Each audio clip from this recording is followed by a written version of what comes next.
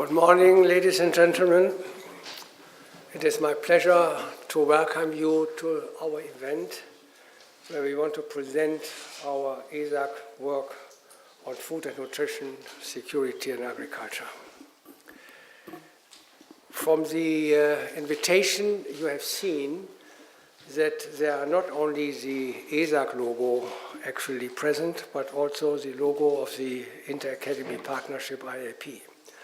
And this indicates that this is a collaborative work within the global science academies world.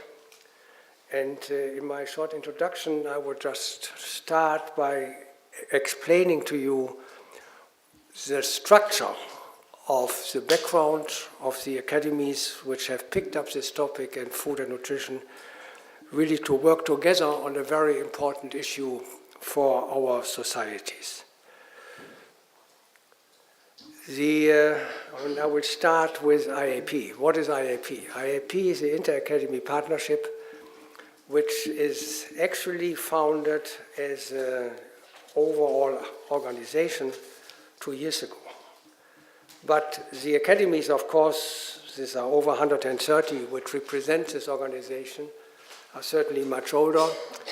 And already about 20 years ago, there was the idea in Europe, in Asia, in Africa, and in the Americas, that in these continents the academies should come together, basically the national science academies, to cooperate, to be a learning society, but also to give science advice to policymakers.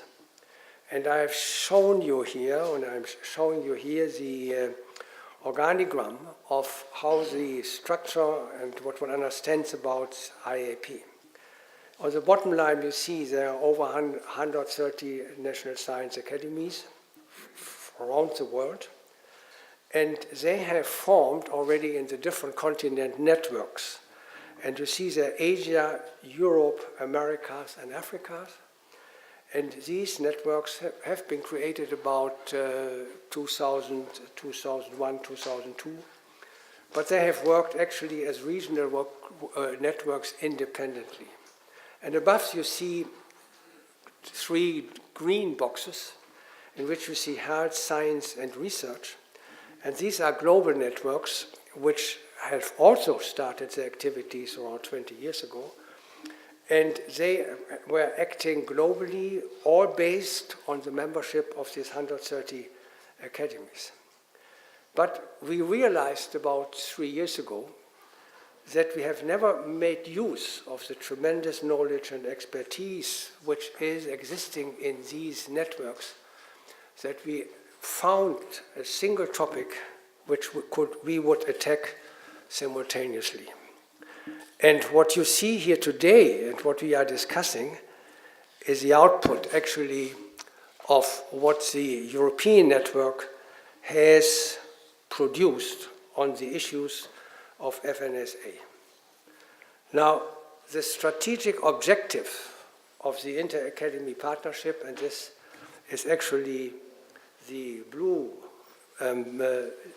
part here, which is the board which keeps all these networks together, which tries to coordinate activities and finds topics which would be worth approaching together.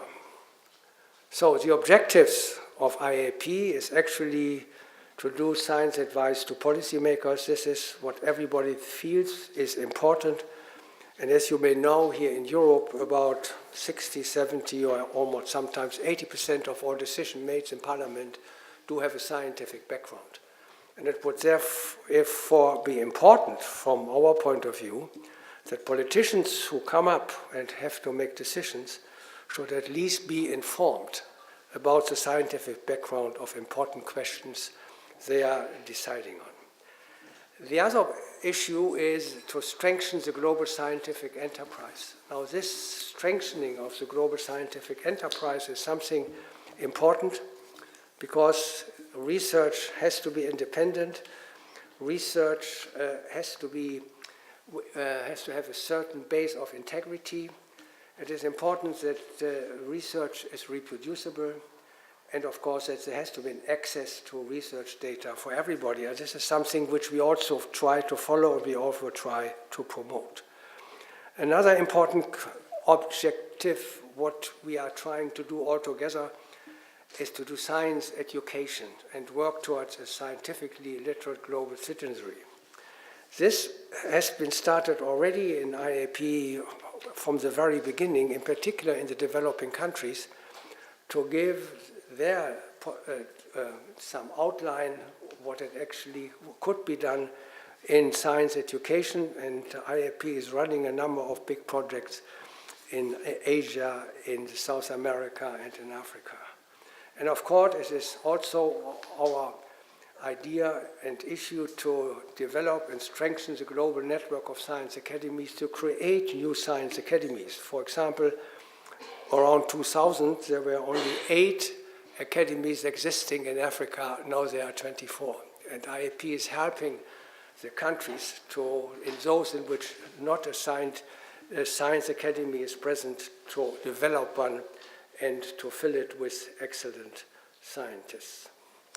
Now, what is the IAP and FNSA project?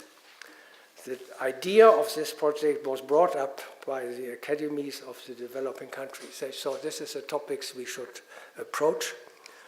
And in a number of discussions and rounds of discussions, we decided to do it in parallel and define the project according to a common template. What did we do? We came together and defined 10 major questions in this area of FNSA with a number of subheadings, and gave them the freedom, these different networks, these 4 networks, namely the NASAC in Africa, the EASAC in Americas, in Asia, the EASA, and EASAC in Europe. And this were done, and we started about 2.5 years ago, and we are now at the point in which the different reports are available. And you have seen when you entered this room here that there is our report which we would like to discuss today. The other 2 from Asia and from the Americas are online and available. From Africa will come probably in 4 weeks. And the template was defined that in a way that the answers which will be given by the different groups are answers which are, of course, not always comparable in a way, that they're identical, but they're certainly in many ways different. And this is exactly the beauty of it, that the questions defined will be answers in a different way depending on the environment, depending on the culture, depending on the actual activities and knowledge in these areas. And at the present time, we are preparing a 5th report in which we are trying to analyze and synthesize the answers to these different questions and compare these answers so that one has a possibility to understand maybe why a certain question has a different answer in a different continent and in a different region. So, the next one is, of course, an introduction to EASAC. I think some of you know what is EASAC all about. EASAC represents the National Science Academies of Europe, of the member states. So each member of the European Union has a science academies, national science academies, and these academies have been formed in about 18 years ago and are actually doing science advice to policymakers ever since.